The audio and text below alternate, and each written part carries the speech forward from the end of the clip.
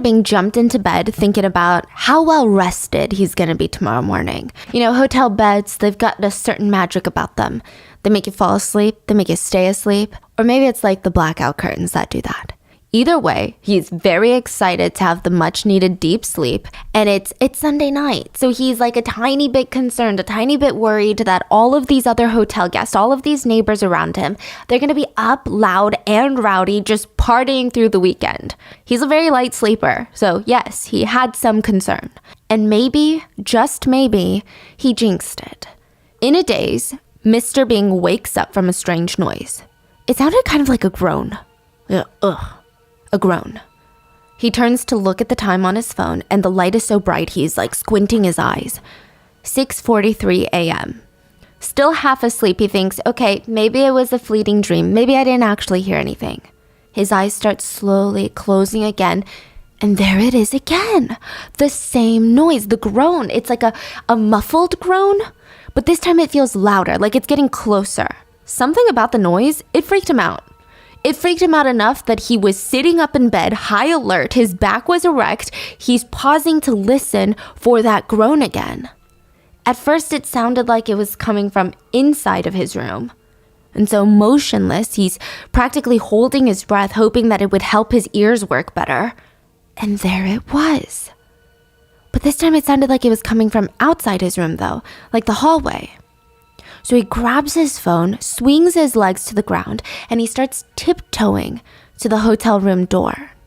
Quietly, he presses up against the door and puts one eye in front of the peephole. He's like half expecting to see someone standing at his door, but he scans up and down, left and right, and he doesn't see a single thing. He doesn't see anyone. And he lets out like a small sigh. Then he backs up from the door, and then he freaking hears it again. The groan. Because he's closer to the door this time, the sound was much more clear, and it was also accompanied by another sound. The sound of something dragging, some sort of friction. So imagine someone dragging their duffel bag on the ground instead of carrying it by the straps. It's that sort of noise. Maybe Mr. Bing could have reasoned with himself. Okay, a hotel guest is clearly struggling with their oversized duffel bag, and instead of bringing it to their room, they're just dragging it. But there was just something about this groan earlier that sounded almost primal. He glanced at his door locks. Good. Double bolted. So he steps back into his room and starts speed walking to the hotel landline on the nightstand. Hi, sorry, for the past 10, 15 minutes, I've been hearing some groaning. Good morning, Mr. Bing. You said you heard some groaning? Yeah, I think it's coming from the hallway, but it sounds like someone's been injured or something, like that type of groaning. I think someone's struggling. Yes, Mr. Bing, we'll get right on it. Look, groaning inside of a hotel, especially a hot vacation spot for couples, it's not the biggest emergency. The hotel staff, they prioritized a few other routine tasks and would only get to check up on Mr. Bing's complaint in 20 minutes after he first called. 20 minutes. Remember this for later because it's very important. When the hotel employee arrives on that floor, he steps out of the elevator and he listens. He's like, okay, there's no weird noises, there's no groaning. He turns the corner and he starts walking towards Mr. Bing's room. And his breath is knocked out of him. Around the corner, on the floor in front of him, lay the dead body of a young man. There was a trail of blood behind him. He had stab wounds all over his body, and it was very clear that he crawled out of his hotel room trying to escape. Oh my gosh. He most likely crawled on his stomach and then collapsed on his back when he could crawl no more. But there's more. He was completely nude and covered head to toe in blood. The hotel guest services employee starts panicking, and if he followed the blood trail, it would lead him directly to room 4223, just a few rooms down from Mr. Bing, who was in 4228. And inside room 4223, they would find another body, the young man's girlfriend. She was found unclothed in the bathtub. There was an open bottle of wine on the edge of the tub, as if she was just enjoying her vacation, enjoying a bath, before she was ambushed and murdered. That's what the scene looks like. This took place in Bali. So the Bali Police Department, they quickly secure the crime scene. Forensic investigators start moving and they start collecting the evidence. The medical examiner is trying to identify the couple and they begin the autopsies. And it was clear neither of them died a natural death. Which are like, okay, yeah, I mean, I don't need to be a forensic expert to tell you that, right?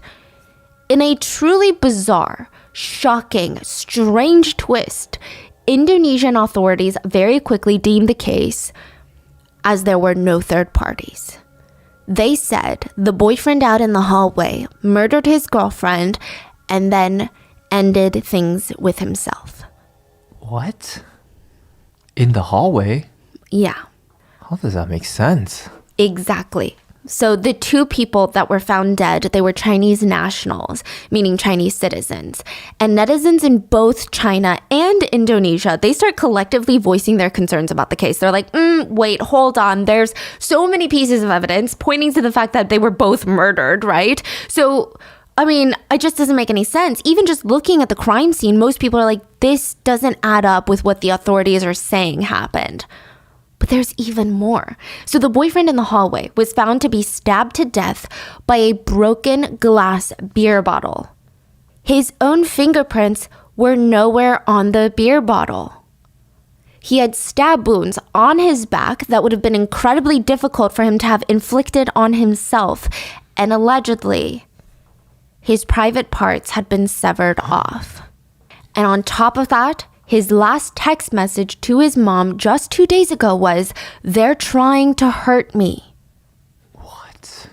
And the couple, the victims, they're both very, very wealthy in the cryptocurrency community. So, I mean, Wait, when was this though? May of 2023. May 1st, 2023. It's an ongoing case. Like 2 months ago. Okay, well, it's not 3 an months ongoing ago. case, but yes. What? Yeah. So, I mean, every single piece of evidence seemed to point to the fact that this couple was tortured and brutalized in their hotel room. But here's where it gets even more puzzling. Indonesian authorities stated that they poured through the CCTV footage from the hallway. Nobody other than the couple themselves ever entered that room, nor did they exit. Not a single soul was caught on camera sneaking in, breaking in, or being invited into the couple's hotel room. So this very quickly became a locked room mystery. Were they murdered? If they weren't, what the hell happened? If they were, how did the murderer get in and how would they escape that room? And more importantly, why would someone want them dead? As always, full show notes are available at rottenmangopodcast.com. We did have Chinese researchers on this case, but I do understand that there is another aspect to this case. So if you guys are familiar, if you guys are Indonesian or are familiar with this case, please let us know if there was anything that was missed or anything mistranslated down in the comments. So most of our research was done using Mandarin sources. And as a legal disclaimer, as of filming, nobody has been prosecuted for these deaths. So the theories we're covering today are entirely speculative, but I'm gonna be honest with you. I feel like this whole case just feels very suspicious. And just one last disclaimer, violent crimes, they take place literally everywhere in the world. There is not a single person safe from being a victim of a crime or a single place that has no violent crime. And just because this crime takes place in Bali, Indonesia, does not speak to their crime rates, nor to your chance of being a victim of a violent crime there. So just, as always, critical thinking skills should be exercised before casting judgment on an entire city, country, and or population of people. I just always want to stress this when a crime takes place in an area which their economy is heavily reliant on tourism. So just a preface. And with that being said, let's get into it. The Intercontinental Hotel in Bali is kind of like a vacationer's dream. It's a luxury resort with a private beach that only guests and staff of the Intercontinental Hotel can use. And it's like a paradise. You can choose a room that faces out into the water. That's what you wake up to, this amazing view. They have a doctor on call that's there all the time. You have nanny services, babysitting services, dry cleaning, valet. I mean, you've got a world-class spa downstairs. 6 different pools that you can choose from. You could go to a different pool every single day. They've got yoga classes, tennis courts on the property. I mean, it's part of the Intercontinental Hotel chain. They claim that they were the world's first international luxury travel hotel brand. And the chain is very much synonymous with like luxury and high-end stays. It's about $300 a night if you book early in advance. So to put it in comparison, you could actually find budget hotels in Bali for as little as $15. So these are going to be like your hostels. And then you can find mid-range hotels for about $40 to $100 a night. And luxury hotels go upwards of $200 a night. I mean, of course, you have the ultra-luxury 5-star hotels like the Bulgari Resort or like the St. Regis. Those go for like over $1,000 a night. But the Intercontinental in Bali, I mean, this is what you consider a luxury resort that international travelers from all over the world would be very excited to stay at. So 25-year-old Li Qiming, we're going to call him Li, and 22-year-old, his girlfriend, Chen Jianan, we're going to call her Jia, we're staying at the Intercontinental Hotel in Bali. Now, side note, considering this is a very, very new case and because of different privacy laws in other countries, we just don't have that much background on the couple. We don't have much about their personal lives as we normally do. So with that being said, we do know that people who knew the couple described them as the ideal Chinese couple. That's how they were talked about. So in terms of even just conventional beauty standards, both of them checked all the boxes. People said they looked like an idol couple. Like they're both very young, very fit, very conventionally attractive, and also incredibly wealthy. Yes, they had it all. So Lee, the boyfriend, he's got this very unique hairstyle. It's faded on the sides, and then at the top it's very long that he would put it into this sleek ponytail. And he just looked very unique in a very cool way. He had that aura about him. I mean, it made sense. You would look at him and he'd be like, oh, I'm in the crypto world. And you're like, that makes sense. You look like it. It's so cool. He looked very cool. He would always wear nice watches, drive nice cars, very indicative of his successful career. And Lee was said to have been a high school dropout, which a lot of people, that's impressive by his level of success. To become part of the 1% feels nearly impossible already.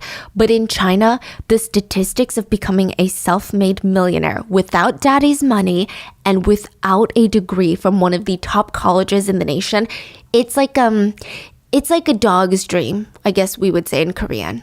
A dog's dream? Yeah, it's like there's no point in even, it's almost nonsense. It's so nonsensical. Don't even talk about it. It's not even a dream at this point. I see. Yeah, it's stupid, meaningless, and pointless to think about because it's never going to happen. But the fact that he made it happen and he was a multi-millionaire at 25 years old, very impressive. And then we have Jia, Lee's 22-year-old girlfriend. She was studying broadcasting at university, and people said she was very pleasant. She was very fun to be around, and everyone described her of just being very gentle. She had what they called a good temper. Okay, which it sounds weird in America to be like, a good temper? Who describes someone as having a good temper? A lot of people in a lot of Asian countries will describe people like that, and it just means that they're very patient, rational, very good at handling their emotions. It's like a common way to describe people these days. It's someone with a lot of positive traits. So Jia made a lot of friends in college, and she just really liked to document her life on social media. And from the outside, this couple was perfect. And maybe they were. Jia would post about her cute relationship. Lee was always so kind to her, and they started dating in 2021, so they had been together for 2 years now. He constantly just whisked her away on all these trips around the world. I mean, some of their favorite spots were Malaysia, Cambodia, Thailand, Indonesia. He bought her designer bags. She was always in his Rolls Royces or all of his other supercars because this guy is very wealthy. Wow. But they weren't annoying. They both valued family and friends. So they're not like, ooh, I only care about money and I only care about flexing. They had a huge social circle of people that they really loved spending time with. And as much as they loved having money, both of them did not come from wealthy backgrounds. Instead of being jealous, those close to the couple, they said that they were really proud of just how far they'd come. To go against all odds and make it, you can't help but be impressed by someone like that. And I think 25-year-old Lee, being that young, making that amount of money, I don't think his friends and family would have been surprised if he was like, you know what? I just want to date around. I want to see what kind of women are out there. I want to see who I can date. But but he was so serious about Gia. I mean, prior to their Bali vacation, he basically told everyone that he was going to marry her. In America, that sounds like he said, hey guys, I'm going to propose to her, right? In China, it's interesting. There is an action that you can take that is more serious than proposing. It shows a higher level of commitment than proposing. And that is changing your household registration from one city to another city. Like, this is bigger than moving in together, bigger than proposing. This is basically signing the marriage license. This was kind of mind-blowing for me, so hopefully I can explain it well. So in China, household registration systems exist, just like how you could be registered to Orange County in California or LA County in California. But it's not like the US, where all your registration means, oh, that's the amount of property taxes you pay, or it's not even about voting. I believe you cannot even buy a house in certain cities unless you are registered to that city.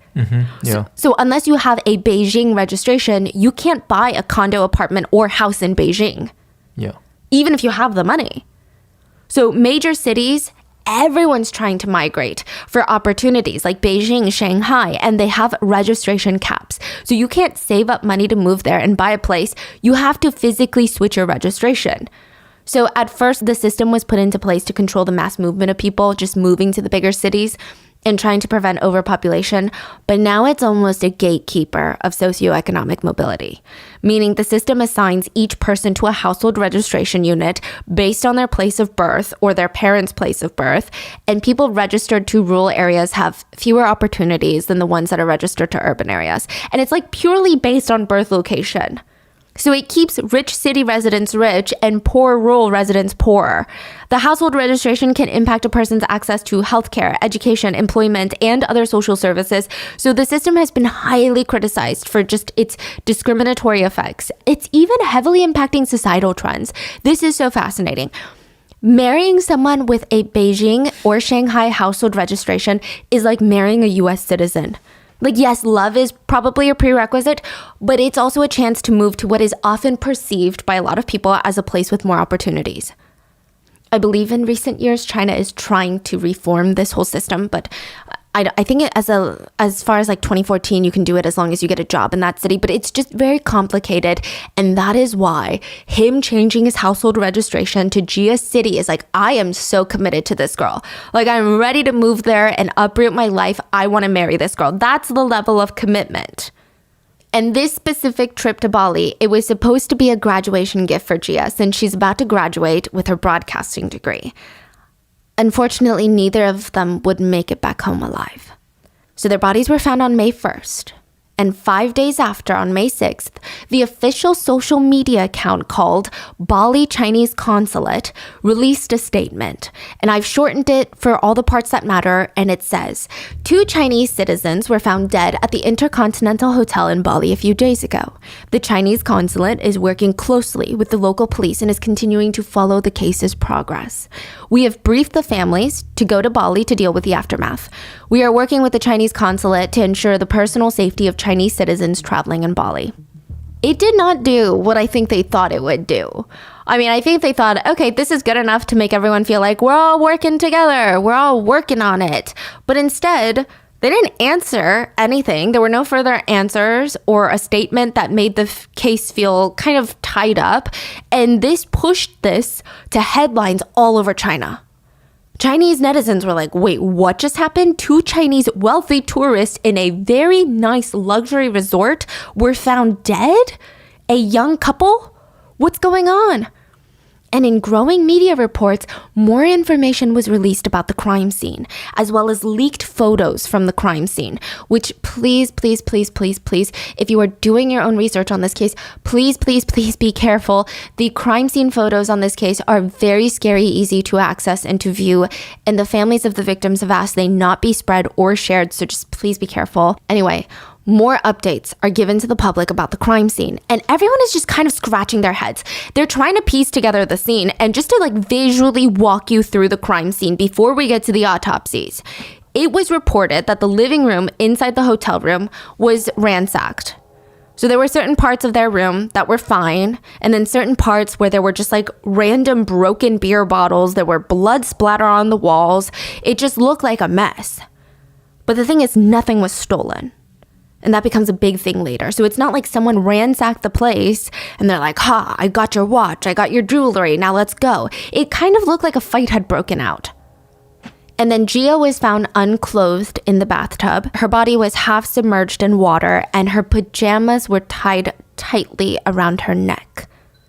There were streaks of blood all over the ground in the hotel room and one continuous streak that led out of the hotel room and down the hallway of the second floor. I know it's confusing because the room is 4223, but it's the second floor. So that's what the crime scene looks like. But what else? What about the autopsies? Can they tell us something the crime scene doesn't?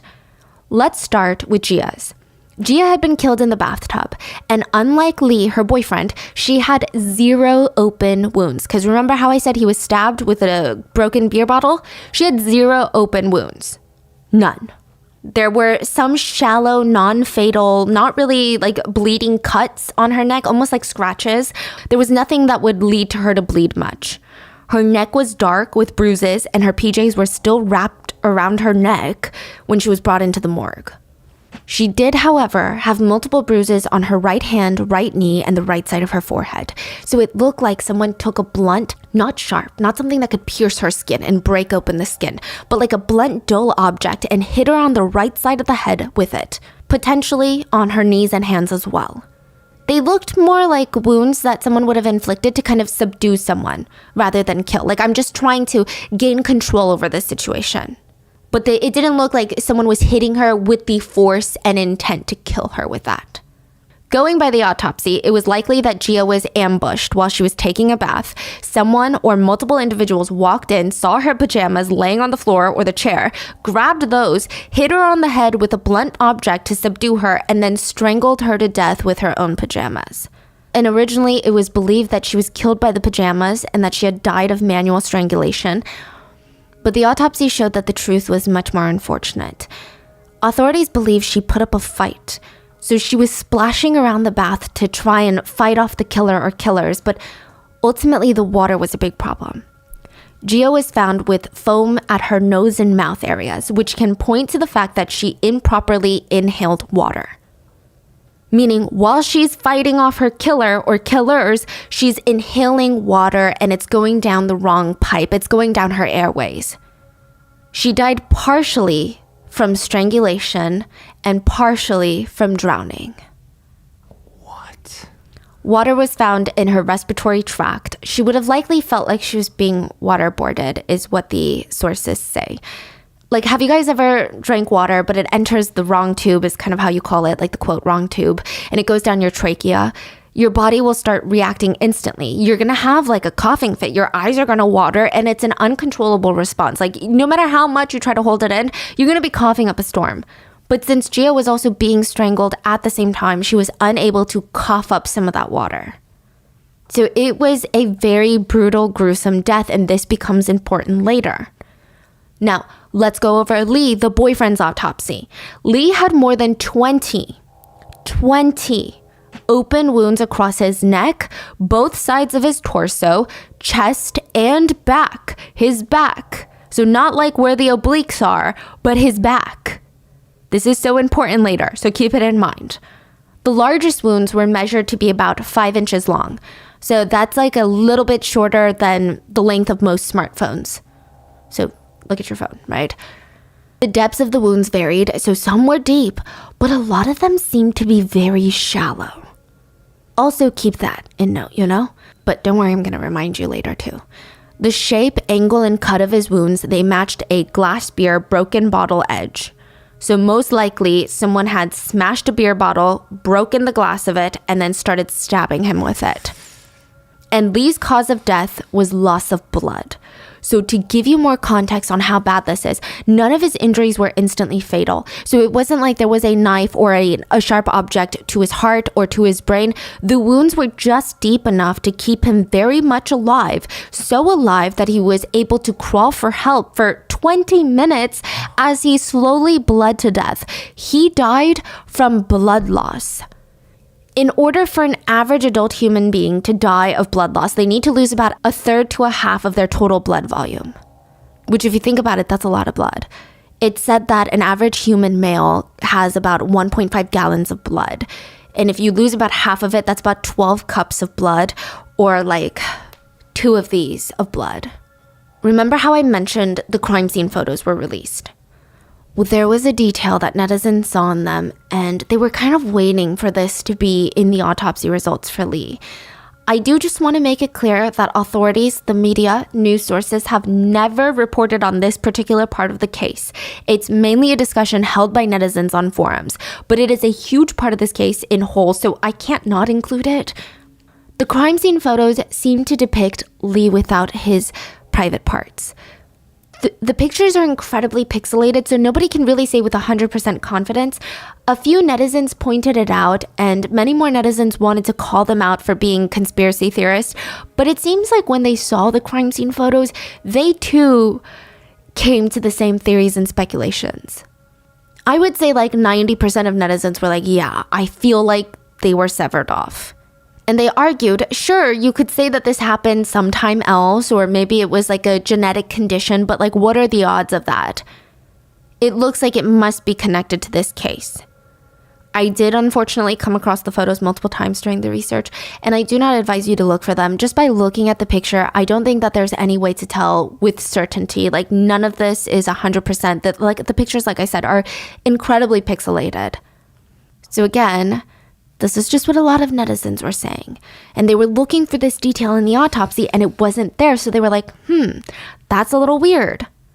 So this suggestion, this theory that Lee's private parts were cut off plays a huge role in a lot of the theories of what happened to the couple later. So that's the only reason I'm bringing it up. And then, of course, no crime can happen on vacation without this becoming a huge point of contention, which is, let's go over the toxicology reports.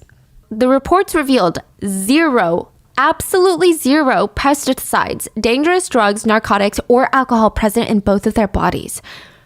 What? Okay, so many contradictions in this. Gia was literally found in a bathtub with an open bottle of wine next to the tub, as if she was enjoying her bath. There were beer bottles everywhere in the room. What about that? Honestly, I don't know what to tell you. We tried going through a bunch of different articles and statements, even forums, and authorities don't really ever address this inconsistency.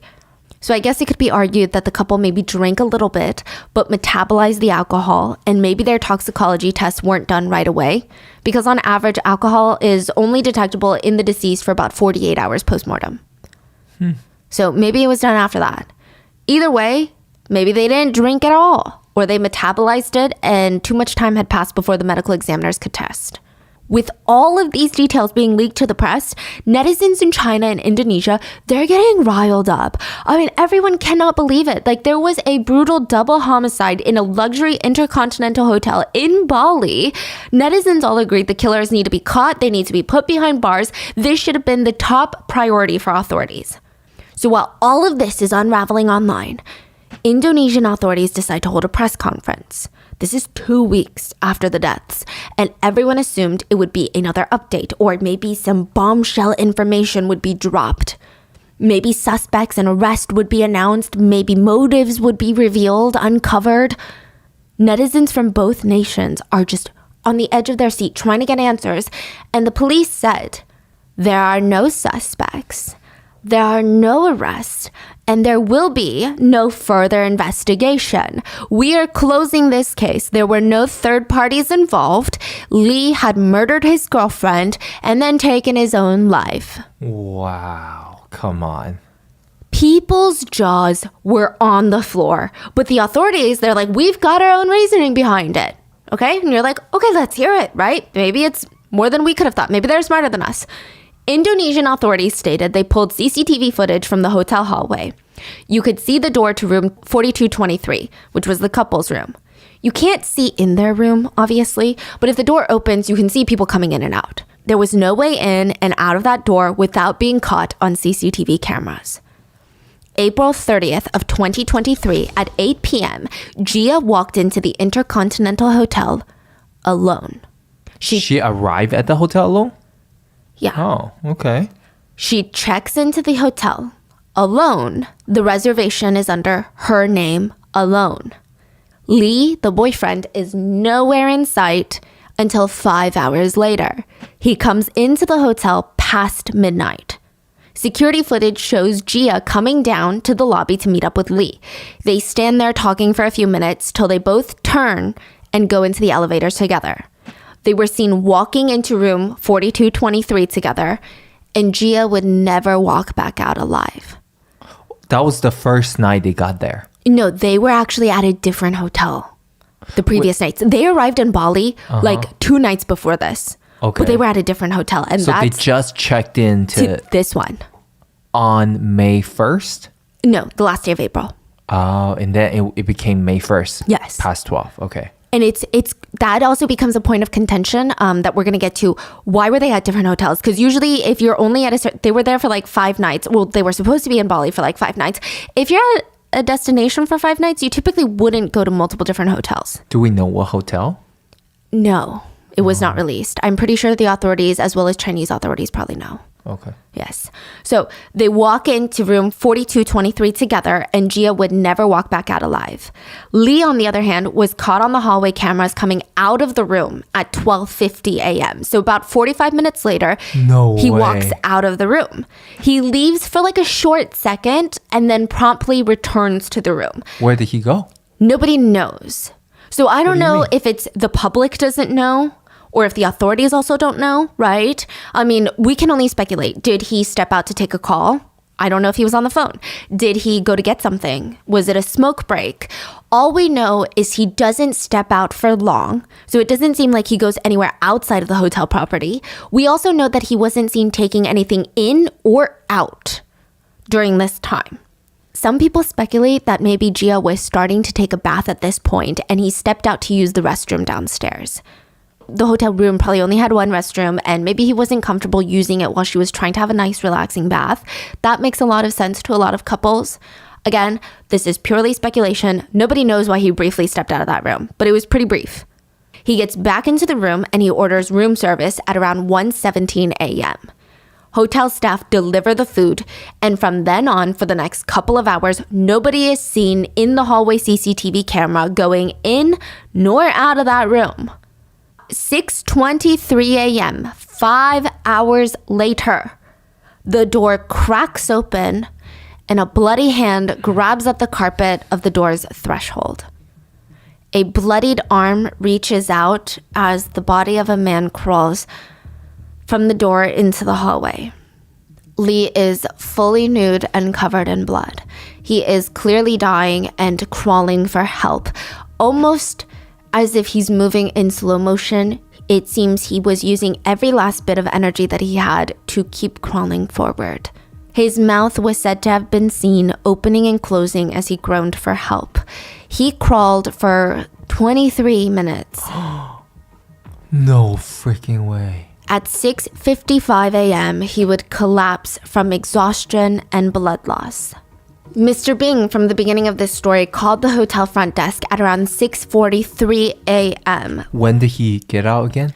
6:23, and then he was collapsed at 6:55. And Mr. Bean called at 6:43. Yeah, about like 12 minutes. So 12 minutes he was still technically alive. Yes. He was crawling through the hallway, very much alive at this time. And it's hard to say if the hotel staff came right away, would it have changed the outcome? We don't know. I don't think we'll ever know the answer to that. But the timing is later very important, and it does paint all of this in a much sinister light, if that's even possible. So the Indonesian authorities, they give their interpretation of the CCTV footage. They believe, based on the footage they have, that the couple were fighting at Hotel A. Their original, yes? I'm so sorry. I think the biggest question everyone wants to know is there another access point to the room? Is there a window, back door, beach? There is. There is, but the Indonesian authorities hide this from the public as well as Chinese authorities for a very long time. Wow. So they present the evidence as if, look, we have the CCTV footage.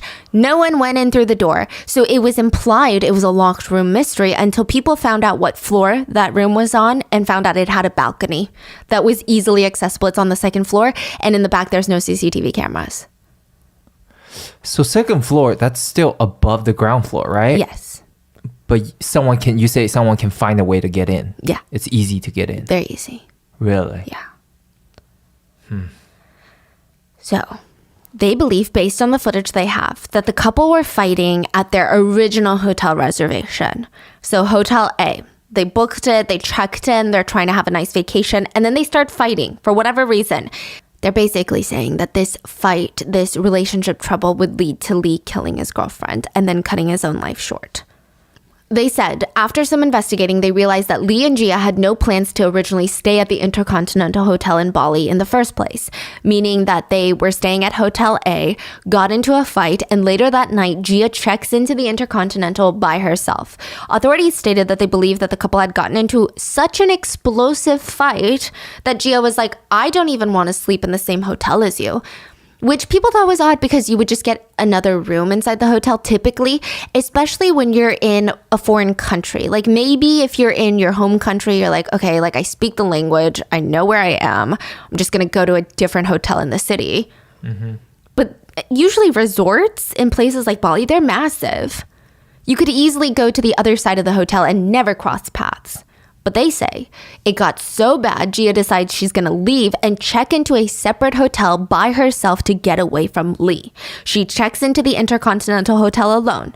But by the time that Lee comes to be with her, it seems like the tension had fizzled out and they made up.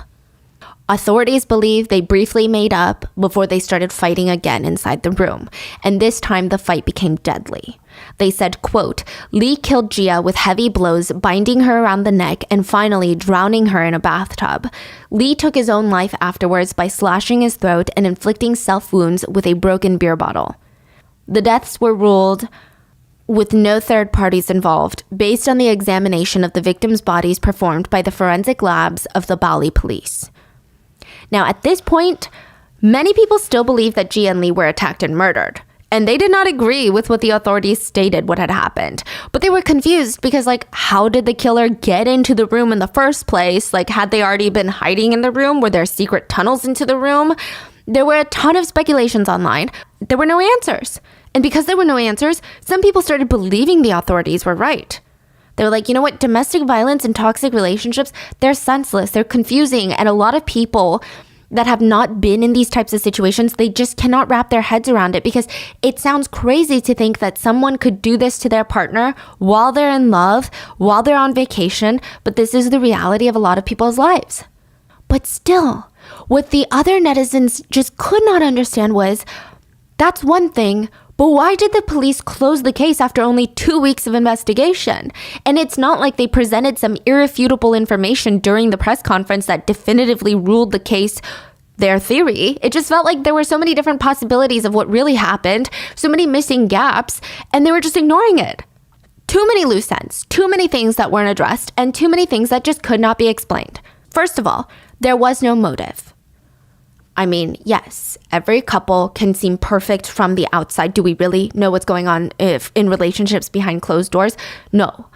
But netizens from both countries felt like there just wasn't enough reason for Lee to murder Gia.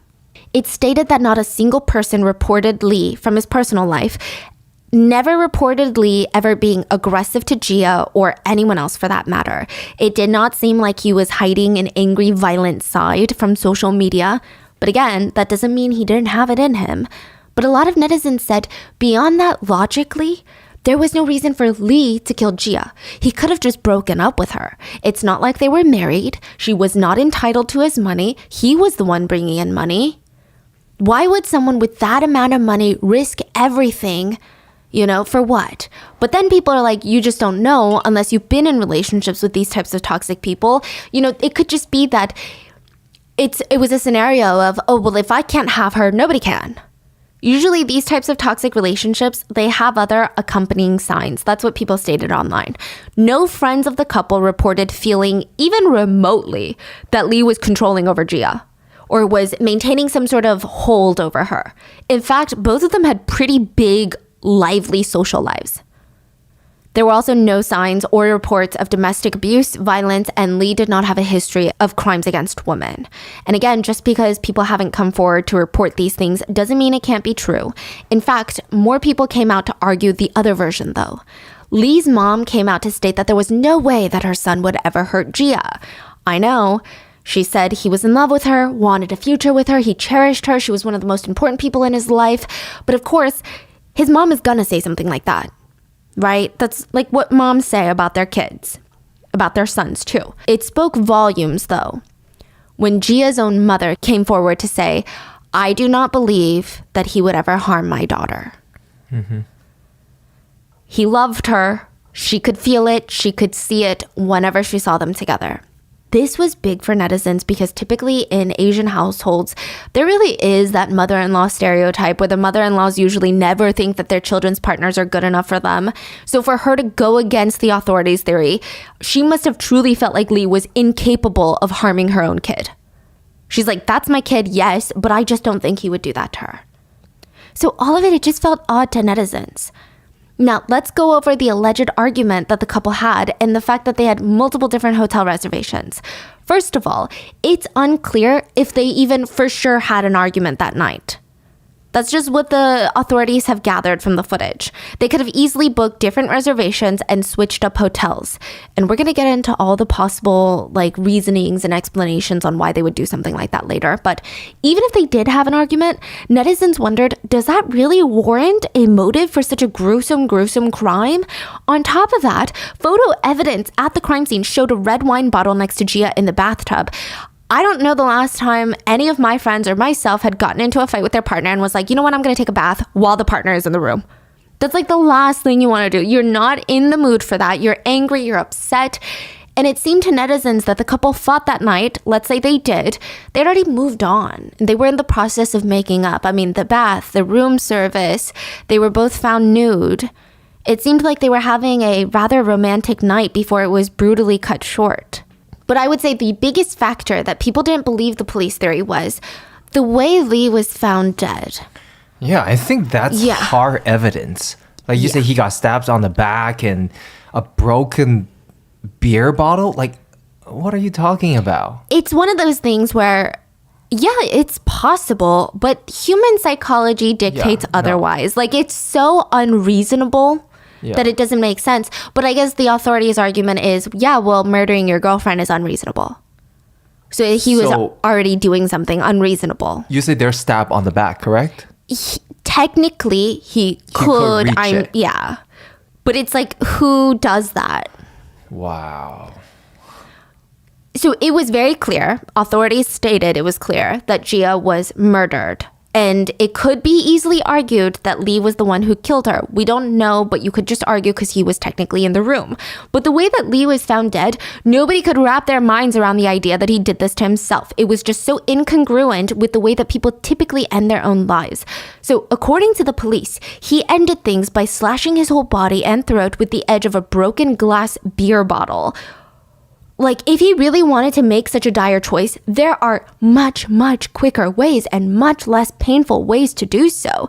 The probability that Lee inflicted more than 20 shallow open wounds to himself is highly unlikely. That's like torture. Yes. Exactly. That's torture. The main purpose of that is torture. That's what people are saying. The fact that he had so many shallow cuts too. I mean, it's not even just someone wanted to kill him. It's like someone wanted to torture him. Why would he do that to himself? Yeah. Now, let's say for devil's advocate's sake, Lee in fact did kill his girlfriend and then realized he was going to go to jail for a very long time and made the drastic choice to end things as well. Lee was found in the hallway crawling and crying for help. Even if he had, in the crazy chance, done this to himself, he passed in a way that suggested he regretted his choice at the very last minute, right? And of course, you could argue that human survival instincts, they kick in strong, right? But why would he crawl out of the room then? The natural response would be for him to, call the concierge, call the front desk, call emergency services. Oh my gosh, I just got chills from that. That means somebody or something is there to prevent him from calling for help. He's trying to run away. Oh my God. And the person in there can't come out because of camera. Yes. Oh my God. That is the clear logical reason for, logical way for him to survive. So if it was truly just him and Gia in the room, why didn't he call? Wow. And like you just said, it's common knowledge that the only guaranteed places inside of a hotel without cameras is inside the suites, and the hallways are typically known to be lined with CCTV cameras. So even if the alleged killers wanted to chase after him, they probably knew it was smart to not, and they probably hoped that he would die from his injuries before getting help. Also, one more thing to note. Statistically, it's not common for people to be found dead with self-inflicted wounds and be naked, unless they are in a bath. It is stated to already be such an emotional, vulnerable moment, and it's said that human psychology dictates that people making these types of decisions typically don't want to add another layer of insecurity and vulnerability. Lee was unclothed, not just in the room, but also in the hallway where he crawled out for 20 minutes. And again, this next part is just human psychology speculations from forums that I've seen, like netizens. So this is not like certified psychologist or any sort of studies that were done, but they were saying how if you really had a man who exerted so much control and power over their partners, over their girlfriends, to the point of murdering them, this is typically an egotistical, narcissistic man. These types of men will not want to be found naked and vulnerable and in these defeating positions by other people. Yeah. So for him to crawl out into the hallway naked, looking for help, that is not the way most, if it was his choice, most egotistical, narcissistic men would choose to go about things. They were saying, so it's just kind of like it doesn't match up. So like suddenly he's this evil man, kills his girlfriend, and then suddenly he's like, oh, forget my ego. Yeah. It was weird. And at first everyone was like, okay, maybe the Bali police are in over their heads. Like maybe they're used to dealing with crimes that come from a tourist heavy area. Maybe they only deal with theft, drunk and disorderly conduct, like things of that nature. And maybe they did not have what it takes to investigate murder, a double homicide. And the hotel being a luxury hotel, they truly thought that the groans were just coming from couples enjoying their early Monday morning. This is where things take a much more sinister turn. The hotel was asked about why it took so long for them to investigate the call that Mr. Bing had made about the groans and the noise complaints. It seemed like he clearly stated to the front desk that something felt wrong. He didn't just say, hey guys, there's a noise complaint. I'm trying to sleep and my neighbors are groaning. He called, he was on edge. He said, it sounds like it's coming from the hallway. So Mr. Bing called at around 6:43 a.m. According to the CCTV footage, it looked like Lee had passed at around 6:55 a.m.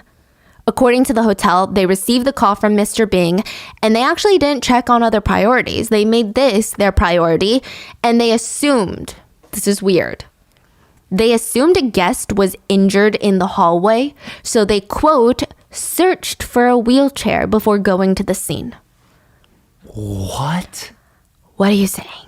The explanation literally goes against all logic, and not to mention the Intercontinental's own protocol.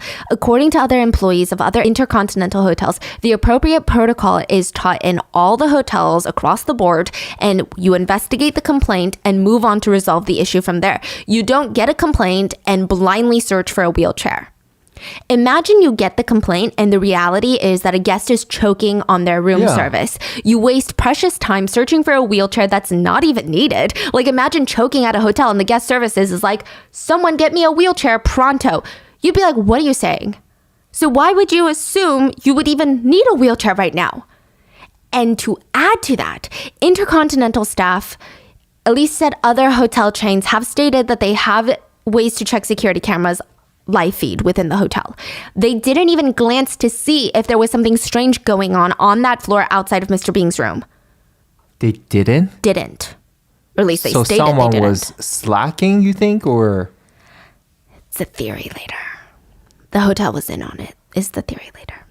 Well, maybe not the hotel. I don't want to say the hotel because that makes it seem like Intercontinental Hotels as a chain, as a corporation was in on it. But hotel employees of that specific location, it's alleged that they were in on something. Okay, could you remind me what time they arrived at the scene? 20 minutes later, so like 7, a little after 7. So like probably 10 minutes after he passed. Oh, so let's say if somebody can see the live footage, then they can see exactly what is happening. Yeah. And they could likely choose to arrive later. At a later time. Yeah.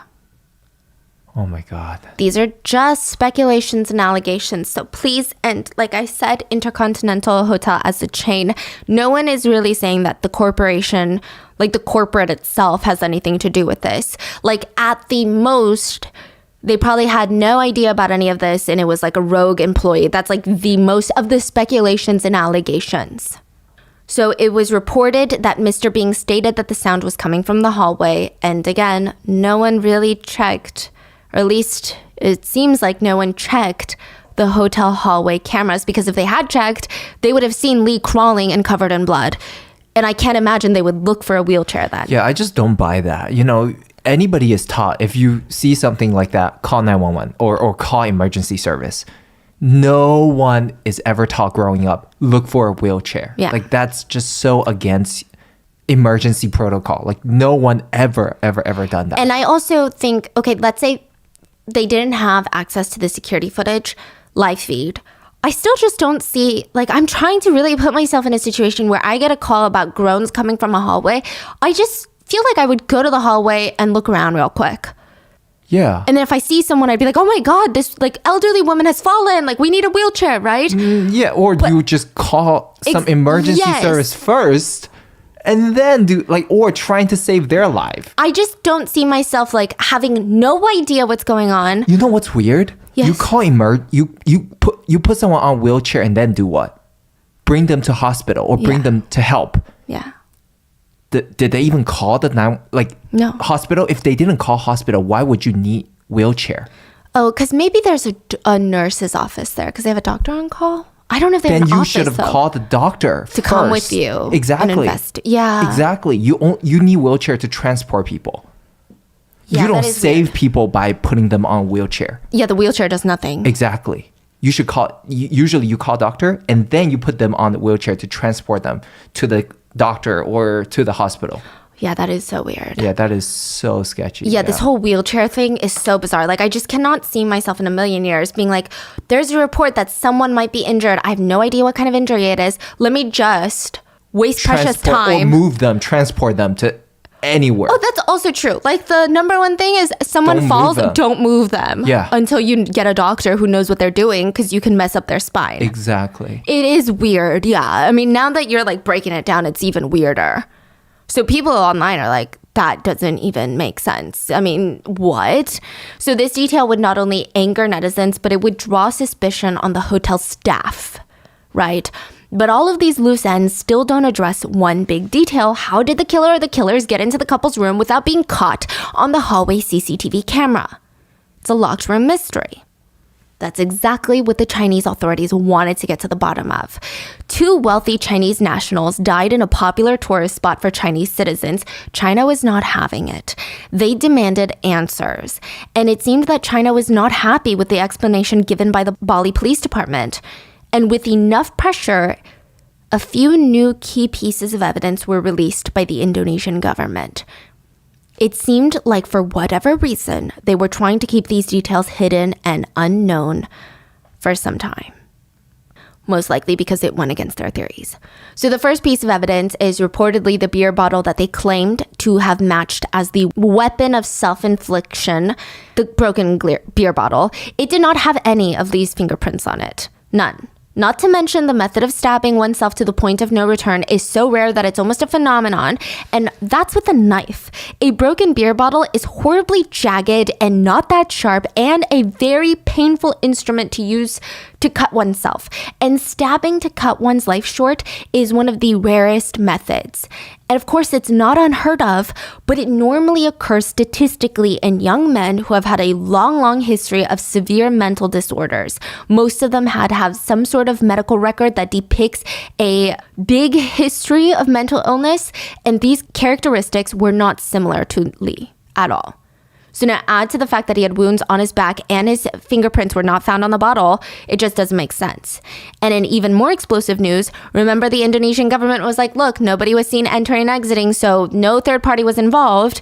Yeah, well, the unit has a balcony that has no CCTV in the area. Meaning someone could have come onto the property and gotten in and out of the balcony entrance without being caught on a single CCTV camera. The fact that they neglected to even address this or even acknowledge it, because they could have acknowledged it and been like, okay, but this A, B, C, and D evidence shows why that wouldn't have happened. They didn't even do that. It's almost they were like, if we don't mention it, no one will know that there's another entrance. And as long as we keep emphasizing the CCTV footage and no one going in and out of that door, then it makes it seem like there was no other way in. It's like very conveniently omitting evidence to just be like, what are you oh, we're not really like lying. You know, we never said there's no other entrance. We just omitted it. And lastly, another very suspicious detail is just a few days after the incident, the hotel cleaned up the entire room and changed out the carpets. The crime scene was literally wiped from this earth, meaning no further investigation, if desired by any nation, could be conducted. And sure, they got to clean up the hallway. I get that, the hallway, right? They are a business. They need to make money. They have employees whose livelihoods depend on the hotel making a profit. But there's a drastic difference in the Intercontinental's staff's reaction time of cleaning up a crime scene versus responding to a security or potential health risk. This is the allegation. Like, people online were saying, you know, it's one thing to be super lazy, like a super lazy business. Like, we have a possible guest safety or security threat complaint. Let's just look for a wheelchair or something and like prolong this because we're lazy. We don't want to go look. We'll get to it when we get to it. We have a crime scene. Okay, fine. We'll clean it eventually. But a lot of netizens were saying the energy was just so different. Like they were so slow and took their time with the security and safety complaint that Mr. Bing made, and yet so quick and ready to clean up the crime scene. This made netizens wonder, did they clean up the crime scene so they could resume operation, or was their intention to eliminate all pieces of evidence? Or maybe it was both. So if it was a double homicide, what happened?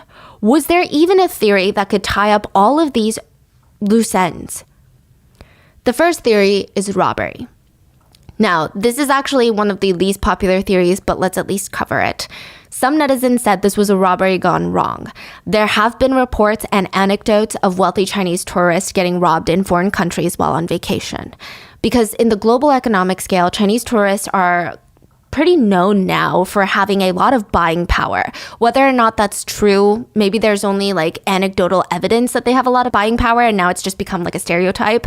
But they have become targets in countries all over the world, including in Europe, in the United States, and probably Indonesia as well. Chinese tourists were becoming synonymous with rich or having a lot of cash on them, and that made them targets when they travel. So maybe when they landed in Bali, they were followed, or Gia was specifically targeted when she entered the Intercontinental Hotel because she was a wealthy Chinese tourist checking in alone, a woman that could easily be overpowered. She was, quote, the perfect robbery victim.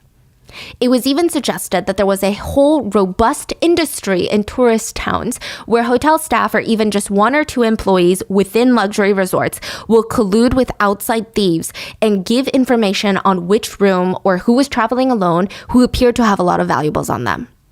And they themselves would not do anything, but these thieves would come into the correct rooms. They would be told where the cameras are, who to target, get in, get out, and then they would split the profits. According to a guest that stayed at the Intercontinental in April, so barely a month prior, she said security there was, quote, just okay. She said there was a gate with a guard at the entrance of the hotel, but they just let in everyone. Like they never checked to see if you're staying at the hotel or if you're visiting a restaurant there or if you're visiting a guest. They just smile and let you in unless you look so noticeably suspicious. But she's saying, nobody who has plans to do anything bad that's going to be successful at it looks suspicious, you know? To be fair, this is pretty normal for most resorts all around the world, but it just added to the theory because it would have been easy for thieves to get in and out of the hotel without sounding off any alarms or suspicion. Other guests stated that that wouldn't have been the only way in and out either. They said that the Intercontinental Hotel in Bali boasts about having a private beach. I don't know how I feel about upscale resorts having private beaches because it excludes the locals from having access to the beaches that they literally live in this town in. But that's a conversation for another day. They have a private beach, and while there are signs on the beach that say private property of the Intercontinental Hotel, former guests reported that anyone could enter the beach. There were no guards, no regulations, and people did come to the private beach even if they weren't staying at the hotel. A former guest reported it was pretty bad. They stated that the beach was often filled with outsiders and random strangers who clearly were not hotel guests or staff. Again, I don't know how to feel about locals not having access to their own beaches in their town and every desirable shoreline just being like bought out by these luxury hotel chains for wealthy travelers, but it does show that security was maybe not tip-top at this resort. Netizens who believe the robbery theory think the crime ended up being so gruesome because they theorized robbers turned attackers probably weren't expecting Lee, the boyfriend, to be there. As mentioned, Jia checked into the hotel alone, and Lee came around midnight. He didn't check in with any staff or the front desk. Jia came down to the lobby to pick him up herself and bring him up to the room. It's possible that the employee who leaked the information to the robbery group didn't know that Jia would have company. So everyone involved probably assumed that she was still alone, and when they entered, they were taken aback that Lee was there, he had seen their faces, and he was ready to attack them. So things kind of spiraled out of control. Huge altercation broke out. Now, this theory isn't foolproof because nothing valuable was taken from their room. On top of that, the economy in Bali is heavily supported by tourism, and usually those types of places, in my personal anecdotal opinion, I think are safer from theft, if I'm going to be honest with you. Okay, so a lot of netizens also pointed this out, and I agree with it, but when you visit a hotel in New York City, the economy in New York City for sure benefits from tourism, domestic tourism and international travelers, but the economy itself is already so well established outside of tourism. So for example, in 2021, tourism directly accounted for about 3.27% of New York City's GDP, whereas in Bali, that number is said to be around 61%. So a lot of netizens are saying, sure, in Bali, you might have a rogue hotel employee that steals something from your room or swipes something when you're not looking, but the chances of having an organized robbery ring is more likely in cities where tourism is not the backbone of the GDP. Because it would be super short-sighted for employees to consistently rob guests. It would literally ruin the entire place's reputation, not just the hotel, but this entire tourist spot. They would risk their own jobs, their own livelihoods, the whole area's economy. If tourists heard stories of being robbed nonstop in Bali, they are most likely not going to go on vacation there. And if they're not vacationing there, all these powerful hotel chains, they're going to have a problem. And they are probably doing everything in their power to ensure that does not ever happen.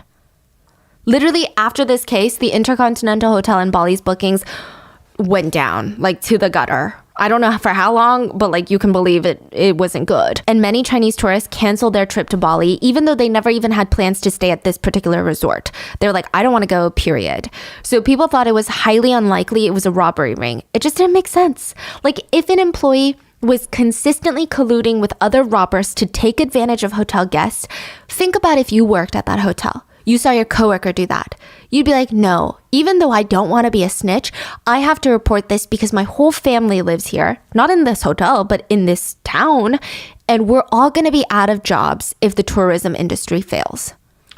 Yeah, it's just not. Yeah. It doesn't add up, yeah. Like it impacts the entire area's GDP. And that's why I'm saying it's more unlikely that you're going to have stuff like to this scale, like a whole robbery ring in a place where tourism is the backbone of the economy. And you said they didn't even take any valuables. No. So that's not the motive then. Exactly. Because like, why would you go there? And even if everything goes to shit, it's like, would you really do it for nothing then? Yeah. You know what I mean? So this theory is not the strongest. It just doesn't make sense on so many fronts, including if this were true, the Bali authorities would have no incentive to protect the alleged thieves. They would be on the side of the hotel, who has power and influence in the area, and on the side of ensuring tourism is still intact after all of this. So they would most likely make an example out of the thieves to show the world, hey, don't worry. We are on the side of the safety and comfort of the tourists, so please keep visiting. Like, look at us. We're cracking down. Unless the thieves were there to steal something even more valuable than tourist ratings from China. Something bigger, something better. But what? Before the Bali police closed the investigation, so this is before their controversial press conference, an anonymous post popped up on a forum. It was from a local Indonesian who asked the public to just, quote, trust him. He said after a few days, everything would play out exactly what he said. And it would. So before the press conference even came out, he predicted what would happen at the press conference. So it's like maybe someone from the police or? It seemed like someone who had insider information. Okay. Or it was just taking really good educated guesses, but I highly doubt it, right? So he said all the other theories posted online right now were all smoke and mirrors to divert attentions away from the hotel so that they could blame Lee. The truth is, Lee was not just a wealthy crypto trader. Side note, in the world of cryptocurrency, even someone making like $1 million a year could be considered a small trader. Like when you're talking about sharks and whales in this game, you're talking like hundreds of millions of dollars. He said the reason that the couple traveled frequently to Southeast Asia is because cryptocurrency laws were known to be less strict than in China. And for someone to travel around to different countries to trade, I mean, that must mean that they were in the crypto world like on a deep level. They were big deals. Because call it whales. Yeah, whales. Yeah. So according to the anonymous poster, Lee had a net worth that exceeded $500 million. They stated that he had $500 million in crypto holdings. This is from the online post. Yeah. To back this up, there were photos found on Lee's social media account that showed him having intimate dinners with other big whales in the crypto world. Not just some millionaires who got rich off of crypto and now make YouTube videos. I'm talking forerunners in the crypto world. Major people, major deals. Some of these people he rubbed shoulders with were not just rich and successful in crypto, but they held influence. They would be invited to attend conferences held by powerful politicians, government entities, Fortune 500 companies to talk about the future of crypto. Do you know who? I don't want to name them because they're not involved, and it seems like these posts are being taken down. So, but you're talking about billionaires, like founders and... Yeah, and reputable people that are not like shady, like, ooh, I wonder how they made their money. Like, they're very open about how they made their money in crypto. But I'm talking like people that will go and talk to political parties to talk about the future regulation in cryptocurrency. Wow. A comparison, if you will. So imagine, we just thought he was rich in crypto. So we just thought he's sitting front row at a Louis Vuitton fashion show. You're like, okay, if you're sitting front row at a Louis Vuitton fashion show, you must be well connected to Louis Vuitton. You've been invited and sitting there because you are wealthy and you have some influence. Louis Vuitton likes them. But then you find out that they're constantly at dinners with not only the CEO of Louis Vuitton, but the Arnaults, the head of LVMH. And you're like, whoa, okay, this person is deeper into this world than I thought. Like, this person is more connected. Like, maybe they're a bigger fish than I assumed that they had been. And they stated the reason that the couple were in Bali might have been two birds, one stone, to celebrate Gia's graduation, but also to handle a very big trade. The anonymous poster went on to say that the other party had zero intentions of conducting a fair trade, and his travel itinerary had been tracked since the day he landed in Bali. If he had hundreds of millions of dollars in crypto, that alone is 100 million reasons why someone might want him dead, or would even kill him to get their hands on his crypto. The original post continues, after the couple fell asleep that night, 5 people entered the hotel through the beach and climbed onto the second floor of the balcony. The on-shift staff of the hotel did not send these people, nor did they ask for them to come, but they knew ahead of time, the staff. And if they kept quiet, they stood to gain hundreds of thousands of dollars. 5 people entered the room. Lee and Gia were asleep, naked, and they first attacked Gia.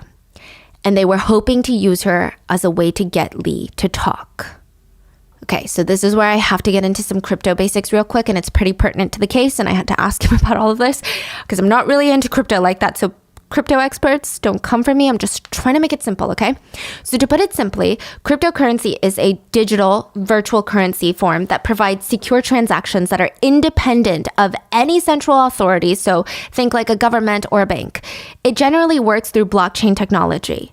And what that means is the blockchain technology records all transactions across the network, ensuring transparency, but also anonymity all at the same time. So when there's a trade, everyone can see a trade has been made, but there's no way to fake it. Like, you can't counterfeit a trade. But nobody knows who was involved in that trade. Like, no bank knows, no government knows, unless you yourself, the trader, wants to make it public information. But since everything is done virtually, there is a level of security measures that one needs to take. Just like how you keep your money in a bank, right? There is the risk that someone from anywhere in the world could somehow virtually get access to your bank account and transfer your funds out. Crypto has similar risks, and that is why there is the existence of cold wallets and hot wallets. Hot wallets refers to crypto that is stored in a place that is connected to the internet. Obviously, this is not the same, but just for the sake of simplicity, it's like putting your money in a bank. There's always a risk that someone can virtually gain access to your funds. And in the world of crypto, it's pretty bad compared to a bank. Like for a bank, you can always try and call them and say, hey guys, that's not me that's trying to do this transfer. Like, please put a stop on this. Or like, hey, can we put a limit to transfer of the funds?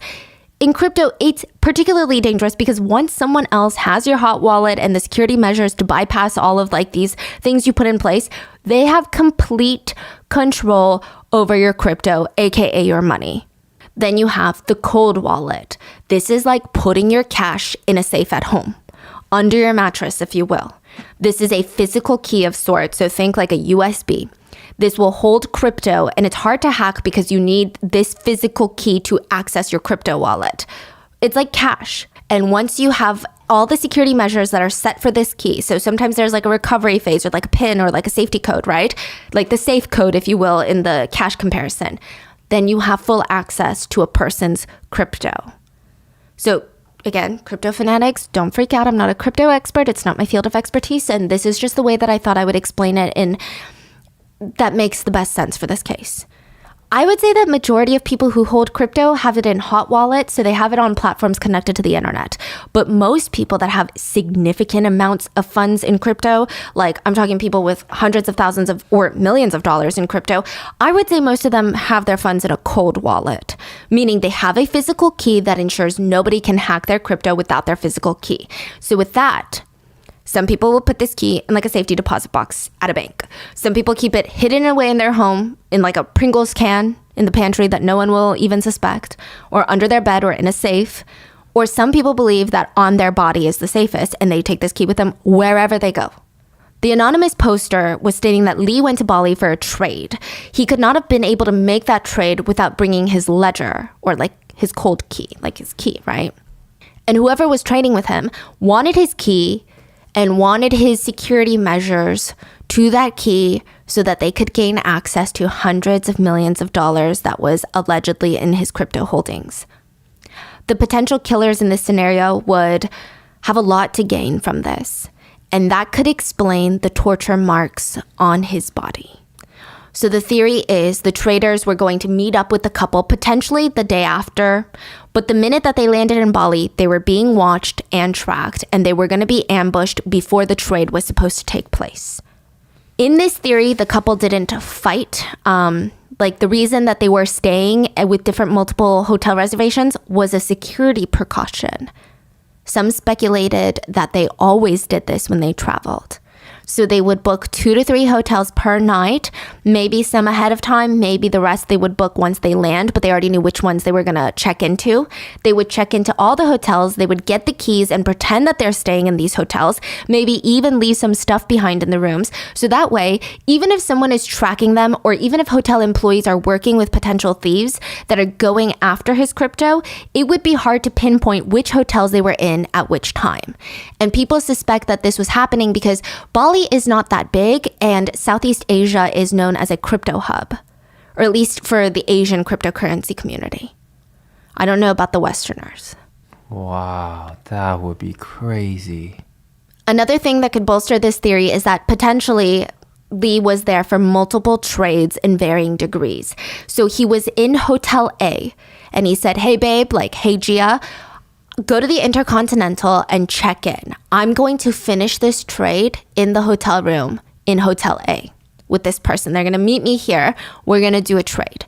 And of course, whoever he just traded with would know that he was there in that hotel room in that hotel.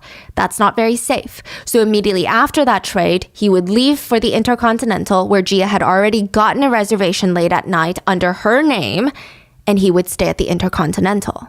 Wow, but doing this in person just kind of hard to believe. Yeah, some people believe that. So there's more theories too. Yeah, this is something that you can totally do online. So, Because wow. I was going to ask, like, what would be the incentive of doing it in person?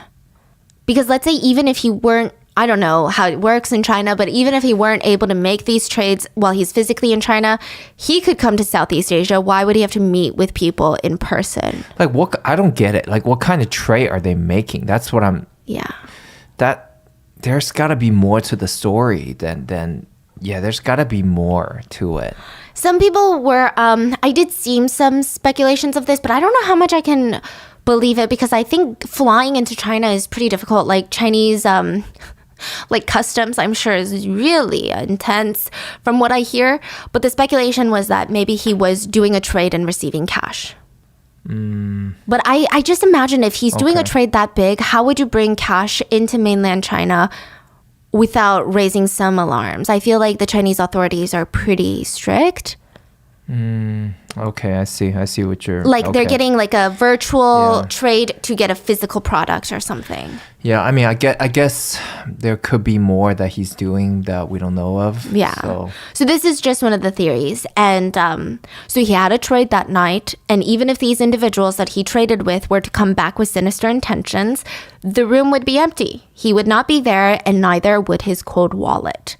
Some other speculations were that no trade was made that night, but the couple had been planning to bounce around from hotel to hotel. So during their stay, it was stated that they didn't want anyone to predict or track their movements. That's the theory, which could explain why they went to the Intercontinental so late at night. So if Gia had checked in early, around 2 p.m., which is like the typical check-in time for a hotel, the hotel staff, if they were in on something sinister, they would have all day to alert the others and start plotting, okay, which ways are the entry key points. But if they checked in late and Gia was alone, and it wasn't till around midnight that Lee came to join her, it would be hard to plan something for that night because there's only so much time before the sun comes up. And crimes inside popular destination resorts, they would have to be done in the cover of darkness. But the killers got to them regardless of the security measures that they allegedly put in place. So the theory paints a picture. Gia was attacked in an attempt to get Lee to talk, to give up his cold wallet and his security measures. Likely they staged the bath entirely, is what the netizens believe, that they just filled the water and then threw her in there. And that could explain why there wasn't even alcohol in her toxicology reports, yet there was an open wine bottle. And then they grabbed Lee and tortured him until he gave up his key and security measures, which would explain all the shallow cuts and the potentials that his private parts were severed off. That seemed something like a killer would do to extract some sort of information from their victim, is the speculation. Like, you only do those things, allegedly, if these things were done, you only do those things if you have insane hatred for someone or you're trying to get something out of them. Another thing to support this claim is authorities reported nothing of value was taken from the hotel room. But why would the killers need a Rolex when they were after hundreds of millions of dollars in crypto? But this isn't a fail-proof theory either, because evidence authorities claim they found in the room do not support this claim. So there were no signs of forced entry in the room, and I'm not sure that includes the balcony door. I'm assuming it does, but they could have easily left that unlocked or open a crack to let in the breeze. You know, when you're at these types of resorts, you kind of let your guard down. Another thing authorities stated they searched for were fingerprints, DNA, and footprints from third parties, and they stated that they found nothing. The only two people with prints, DNA, and footprints in that room were the couple. However, netizens don't really believe anything the authorities have stated about this case. They feel as if the thieves knew enough to pull off something like this and had just gained access to hundreds of millions of dollars, it would have been easy to buy off the authorities. Which could explain why the authorities would withhold such key pieces of evidence, like the fingerprints on the beer bottle and the balcony entrance. The anonymous poster stated that there were 5 people that were in on this, and in the end, despite giving them exactly what they wanted, they did not want Lee to make it out alive. So they stayed until he bled out. Thinking that he was dead, they left in the cover of darkness before the sun came up. Lee was not dead, like insinuating that he pretended to be dead. They left. He mustered up whatever energy and strength he had and crawled out of the room. Interesting detail, on May 1st, 2023 in Bali, the sun rose at 6:23 a.m. Lee was caught on security cameras at 6:32 a.m. crawling out of the room for help. Oh, as soon as the sun came up. He could only crawl and groan. He could not even scream at this point after enduring a whole night of torture. And the hotel staff on duty, it's alleged by netizens that the staff, not the chain, the staff were in on it because they stood to gain not just a fancy watch or a few $1,000s like the robbery theory, but they likely stood to gain thousands, if not tens of thousands or hundreds of thousands, really, to gain from this. It's alleged that when they got a call from Mr. Bing, they delayed the time before getting up there to let Lee die. So they, quote, looked for a wheelchair. In the end, the anonymous poster stated the Bali police would no longer be providing any more helpful information and would state that no third parties were involved. The poster stated that the Bali PD will deem this case a no third party done by Lee type of case. This post was up before the Indonesian authorities held their press conference. So netizens believe that this is a pretty solid theory and that whoever this online poster was had some inside information. And of course, there is no way to determine that this is 100% true with the public information that we have right now. But the amount of money involved in this theory is more than enough to support a motive and a way to control the authorities. I wish somebody knows his wallet address. Then you can track his money. Yeah. And so if there's movements after his death, then you can easily see, oh, wow, somebody is after it. There is a more popular theory. Really? Yes. Okay. But before we get to that, right? One argument was made that if he was tortured all night long and he was forced to watch his beloved girlfriend get murdered in front of his eyes, how did no one hear anything from that room? Mm-hmm. We don't know this to be true. This is purely speculation, just like everything else in this episode. But it is theorized that the hotel staff knew about this beforehand. When Gio was checking in, they knew who this was. Because there's, I'm sure, only a certain number of big crypto whales, right, that they would consider whales that frequented Bali. They knew who she was, and they gave her a room where there was no one on either side of her or up or below. It would have been too suspicious to make sure the whole floor was empty, and it might not have been possible because maybe, I'm sure every floor had some residents, so all they were looking was for an empty locked room, making it very difficult to hear the couple's screams for help that night. A few crazy things about this post other than the fact that it was posted before the Bali press conference. So whoever this Indonesian netizen was, they either had amazing prediction skills or got lucky with an educated guess or knew something about this case. Either way, within a few days, the post was taken down. So do with that what you will. And then we have the next theory, the most popular theory, the money laundering theory. A lot of netizens agree with this theory, potentially even more than the crypto theory, but it's kind of hard to gauge because at least on the Mandarin side, it seems like more people agree with this. I don't know about the Indonesian netizens, so please let me know. I'm curious to know your thoughts too on the theories. So this theory suggests that Lee was not actually rich from crypto, but from money laundering. He stated he was rich from crypto because he was pretty flashy on social media, and the easiest way to explain how you made so much money at such a young age that people can't really question is crypto. Like with the rise of crypto billionaires and millionaires and the frequency of seeing these wealthy people attribute their monetary success to cryptocurrency, people are less likely to raise an eyebrow at a young rich kid if they got rich from crypto versus being like, oh, I founded a company. If you founded a company, people could try and figure out what industry and what other companies are doing in that industry and how much revenue you have. It's also easier for authorities or different government entities to try and accurately access your funds or like figure out what you're doing. Whereas crypto, it's kind of like no one really knows what's going on in crypto. Mm-hmm. So it's like most people would be like, oh, okay, I guess that makes sense. Like lots of rich people in crypto. So he was just using it as a way to say, hey, look, don't be suspicious about my wealth. I'm not doing any illegal activities. I'm just rich from crypto. The theory came about when netizens started digging into Lee's background and his friends, and all of their lifestyles were exposed online, and from their social media presence, we can gather that they're all young, they're all rich, and they're all showing off their wealth. Now, of course, none of this directly proves that Lee nor his friends were engaged in illegal activities, but netizens speculated that Lee was rich in crypto, and he did have a lot of crypto, but that's not how he got rich.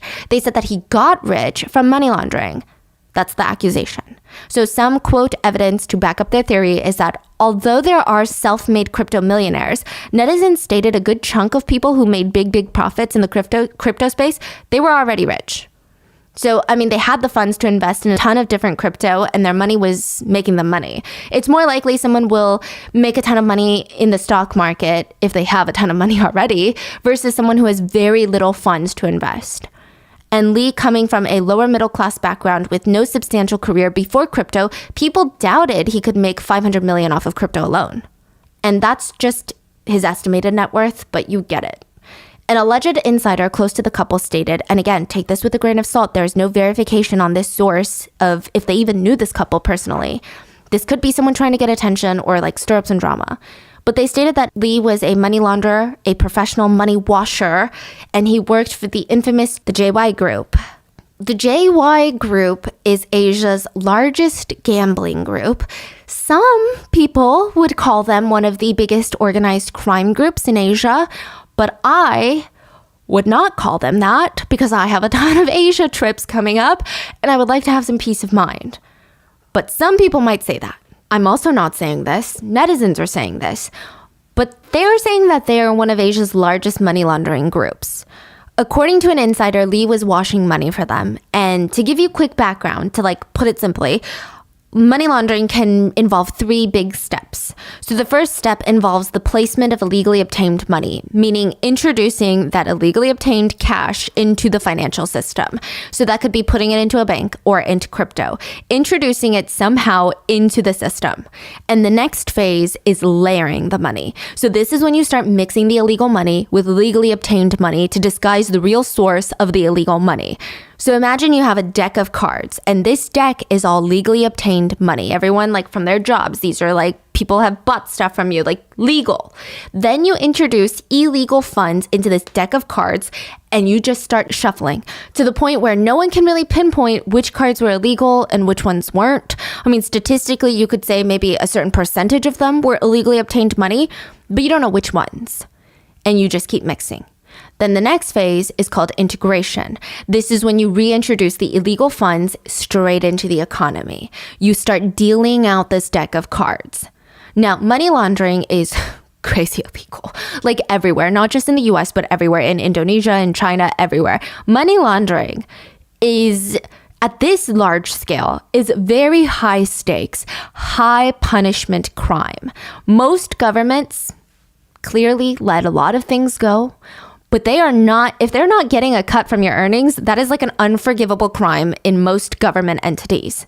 Apparently, Lee's role to act as a middleman, a money washer to the JY Group, his task was laundering the money for the group via crypto. But according to someone who claims they knew the couple, allegedly, he slowly skimmed a bit off the top of the money that he was ordered to launder. And when I say some, they stated it was around $14 million worth that he basically stole from the JY Group. And these types of groups, they like to make an example out of whoever wrongs them. According to an insider, they ordered a kill on Lee, and whoever finished the deed would stand to gain a few $100,000. And it would be important to make the crime scene as gruesome as possible because the news had to travel far and wide and instill fear in any other washers that they had. As a sign of, this is what happens to you and your loved ones if you cross this, so don't even think about it.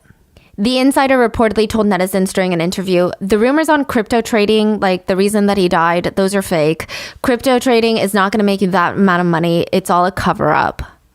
In reality, he's money laundering for gambling and wire fraud groups. He is actually the middleman for the JY Group for money laundering, but this time he ate up about $14 million and is being chased by the organization.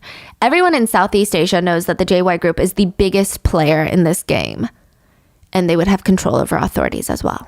In the interview, they were asked, well, this anonymous poster was asked. Yeah, they were interviewed by like a netizen. It was a whole thing. What do you mean interview? Like a video interview? No, like an anonymous, yeah. Online, yeah. Back and forth, okay. So they were asked, like, how do you know so much? And they responded, JY Group also sent out the kill long ago, and the reward was $150K. But because nothing happened, no one knew whether or not they actually sent out this kill. But now everyone in the group, like everyone in the industry that knows about JY and knows about how they run things, they know that he had done wrong. Like he had wronged them. He'd crossed them. So a few things. Netizens believe this makes sense, and it could explain the precaution that he took of switching hotels. So you remember how we said the precaution was maybe he didn't want people to know where he was because he didn't want anyone to target him for his cold wallet. But maybe he was doing this because he didn't want anyone that worked for JY to know exactly which hotel that he was staying at. And maybe the couple didn't have a fight. But some netizens would point out, why would he be visiting Southeast Asia then if that's where the group held the most power? So it's a Southeast Asian group. I don't want to say the country because I'm trying to go to that country. But it's a group from a Southeast Asian country. Yes. So it just didn't make sense that he would go to Southeast Asia where they had a strong hold over a lot of these Southeast Asian countries. He would be safer staying in China, or if he really was going to make a run for it, because if you're stealing money from a group like that, you're making a run for it. You're not just going to continue working with them or hanging out in the same sphere of people. You're going to make a run for it. Wouldn't it be best to somehow make it potentially to the US or Canada? And I know immigration is really hard into Western countries from China, but when you have that amount of money, it could open doors. So these are places where this group might have much less reach. Not saying that they don't have reach in these places, but probably much less than in Southeast Asia where they really hold the reins. But something that does kind of support this theory is if you look at the timeline of Lee's wealth, it doesn't add up. So he started flaunting his wealth online around 2017, 2018. But he also would later share screenshots of his crypto accounts, not like his account information. I don't know if that makes sense. But he would show how it had grown and how many funds were there at certain points. How much money is in there? Yeah, not all of it, but some of his accounts, He would just show snapshots as motivational posts, really. When? This was way before he was murdered. Oh, okay. Yeah. And he didn't have much money in whatever he was showing at 2017, 2018 era. So people are like, wait, but you were showing all these Rolls Royces back in 2017. And if your crypto accounts later that you were posting about didn't have that much money in 2017, how were you affording that lifestyle back in 2017? So either you had a different account that had a lot more holdings in 2017. You're saying he's flaunting an account that doesn't have a lot of money? It did at the time that he was flaunting it. So think about it in 2022, he posted something in his growth, Oh, And you're it's saying, okay, showing so the here's an evolution. account. I see. Here's an account in Yes. 2022 that has, let's say, 100 million in there. Yes, or And something like that. if you look at the graph, it's showing in 2017, he only had $100,000, for example. Yes. So that means in 2017, he didn't have a lot of money. He just made the money in 2022.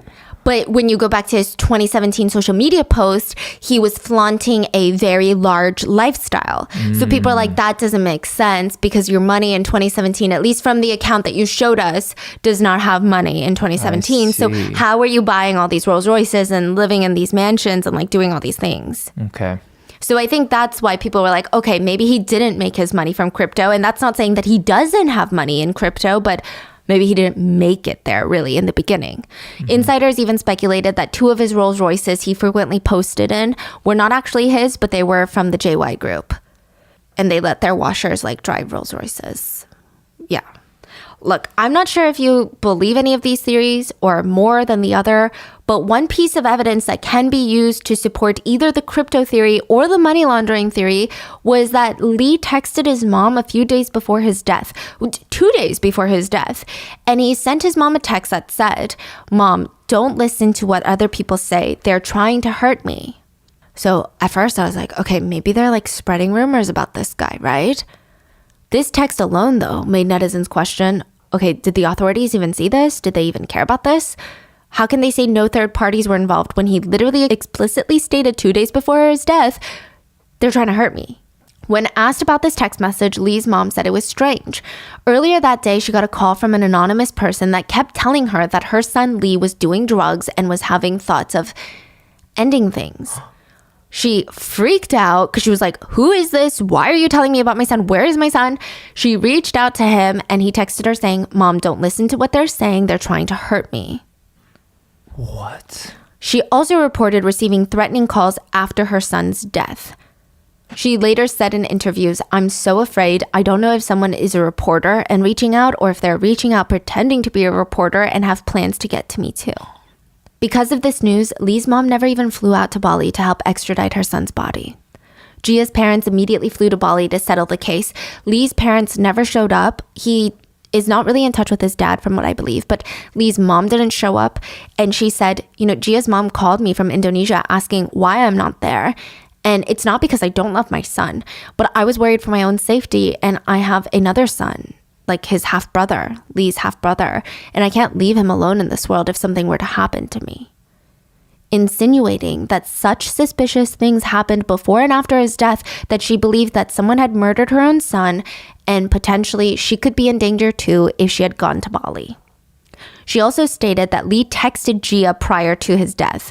Now, we don't know how much prior. I don't think it was while he was in Bali. But we do note that he texted her, Gia, I hope that one day you'll be able to see the truth about this world. Take care of our 3 cats and my mom. I did my best, but they are too cruel. Both of these texts to a lot of netizens feel like someone is after him and he knows it. Lee's mom emphasized, I don't believe Lee would do something so irrational. He loves Gia. Why would he kill her? In an interview, she stated that she knew very little about her son's job. However, she knew that he was making a ton of money because he began buying luxury cars and new houses and gave her a big allowance. And whenever she would ask, he would reportedly just tell her that he was in the finance industry. She stated if Lee was in fact guilty of money laundering or any other illegal activity, he should have been punished by the law instead of dying on foreign soil. A lot of Chinese netizens were honestly kind of unhappy with his mom. In their eyes, they stated that she was a coward who cared more about herself and her younger son than Lee. They said, he's your son, you should have gone even if there was a risk.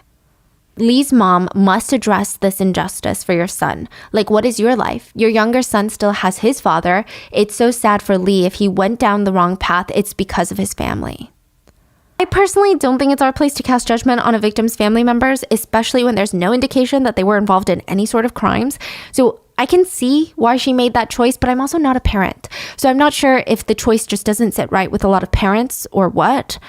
Perhaps. Yeah, I don't know. Yeah. She did say, I bought 2 graves. When I die, I want to be buried with my son. To this day, she does not accept the theory that her son killed his beloved girlfriend and then ended his own life with a beer bottle.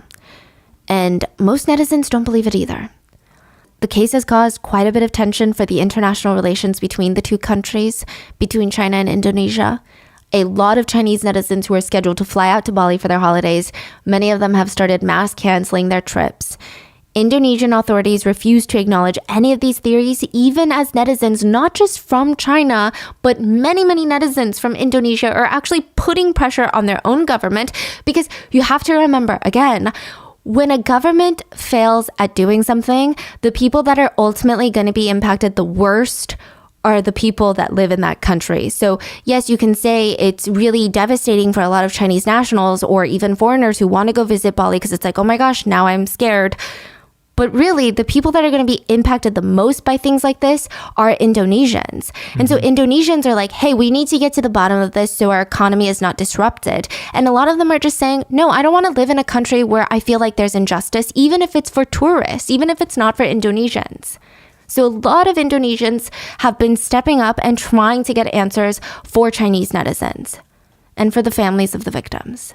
But as of right now, as of the publication date of this episode, this is the only information that has been really shared with the public. And because the Bali police said that this case was closed, technically, I don't think we're going to get much new information unless China really starts pressing. And I don't know if that's something they should do, shouldn't do. I don't know how that's going to impact international relations. I don't know how that's going to impact anything, really. But this has been causing fear amongst a lot of people. And I would say it's been causing more fear in the crypto community than it has been causing in travelers, in international travelers. So I think the reason is most netizens can agree that this crime seems to have been targeted towards the couple and not just a random tourist attack. So it's not just like, oh, a random rich tourist, let's go attack them in the most gruesome way in Bali. It seems no matter what destination this couple could have gone, they could have been targeted just because of the space that they were in. So I saw a lot of crypto people in these forums saying like, we have to be careful. And people are choosing to be much more private with their crypto holdings and how they're making their money, and much more discreet about their money. So it seems like it's not a case of wealthy individuals or wealthy travelers being attacked and brutalized, but rather people in this industry, whether it's crypto or whether it's money laundering or something else. Wow. But what are your thoughts? Do you think the couple were killed? This is the information we were able to gather and pull from sources in Mandarin. But if you're Indonesian and you know more about this case from a different perspective, please let us know in the comments. But from the information we were able to get so far, like just from what I've said in this video, but I think that this case is very, very strange. And I think it is an injustice to close the investigation just 2 weeks after the deaths, especially when there's just so many lingering questions. What are your thoughts? Please stay safe out there, and I will see you guys on Sunday for the mini-sode. Bye.